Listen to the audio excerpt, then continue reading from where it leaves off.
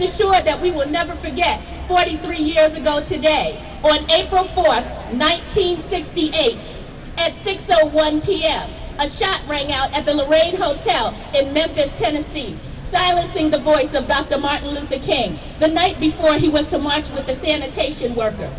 They killed the dreamer. They killed the dreamer. But they couldn't kill his dreams, and they couldn't silence his movement.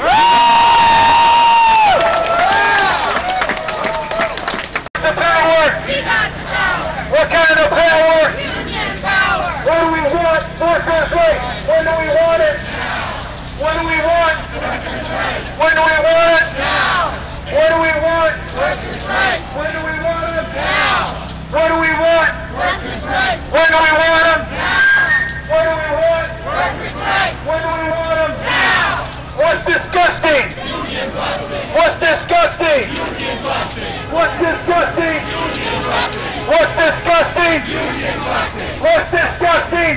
busting! What's disgusting? Union busting! What's disgusting? Union busting! What's disgusting? Union busting! What's disgusting? Union busting! What's disgusting? Union busting! What's disgusting? Union busting! What's disgusting? Union busting! What's disgusting? Union busting! What do we want? Workers' rights. What do we want? Now! What do we want? Workers' rights! Now! Republicans, you say boo! Republicans! Republicans! When I say workers, you say power! Worker! Power! Worker! When I say union, you say power! Union! Power! Union! When I say Republicans, you say boo! Republicans! Republicans! When I say union, you say power! Union! Power! Union! The Reverend from the First Baptist Church. I'm Fred Small, Senior Minister of First Parish in Cambridge, Unitarian Universalist, where we strive to build and to live the beloved community of Dr. King's dream. Yes! You know, when Dr. King talked about the beloved community, he was talking about love, but he wasn't talking only about love. He was also talking about justice. Wiggins. I'm proud to be a member and secretary of ASME 1526, Council 93, Boston Public Libraries Employees Union. Now, I'm just happy that God has allowed me to live in this period, to see what is unfolding. And I'm happy that He's allowed me to be in Memphis. And that's all this whole thing is about.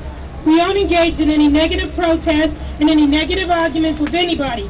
We are saying that we are determined to be men. We are determined to be people. Right. We are saying we are God's children and that we don't have to live like we are forced to live.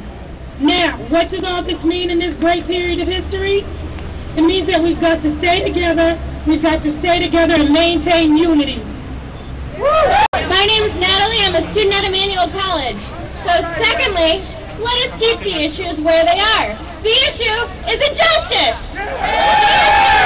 Is the refusal of Memphis to be fair and honest in its dealings with its public servants, who happen to be sanitation workers. Now we're going to march again, and we've got to march again in order to put these issues where it is supposed to be, and force everybody to see that there are 1,300 of God's children here suffering, sometimes going hungry, going through dark and dreary nights, wondering how this thing is going to come out. That's the issue, and we've got to say to the nation, we know it's coming out, for when people get caught up with that which is right and they are willing to sacrifice for it, there's no stopping point short of victory.